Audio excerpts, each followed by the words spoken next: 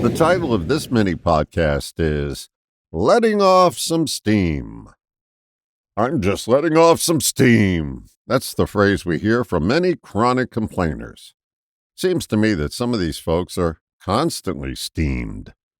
This causes them to run out of steam for doing what's necessary to rectify what they're complaining about. Reminds me of a story. Back in the 70s, there was a popular book called Looking Out for Number One by Robert J. Ringer. In there is his famous line, "A clerk is a jerk." Now, in my opinion, Ringer was a bit of a self-absorbed asshole, but his message was spot on. He didn't mean it as pejoratively as it sounds. His real message was, go to someone with your complaint who can help you. That's usually not a clerk. Complainers complain to anyone who will listen and rarely go to the person who can help them. Some of them are crying out for attention and some love, but don't ask for it. Their complaints are vague hints that they need a hug. Other complainers are a sack of sadness.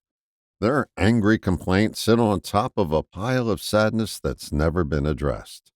They believe that complaining will make that feeling disappear. It won't. And then there are those folks who just complain to complain. I'm sure you know your fair share of them. The remedy, if you're looking for one, depends on which variety of complainer you are. If you're the hinter, stop hinting and start asking for what you want. If you're the angry complainer, acknowledge and deal with the sadness that underlies your penchant to complain. If you just like to complain, I don't have a suggestion for you, other than stop and notice you're alienating people by the droves. No one wants to be around a complainer. I'll end this with a tongue-twisting phrase that sums up how most folks feel about complainers. A noisy noise annoys an oyster most. All the best, John.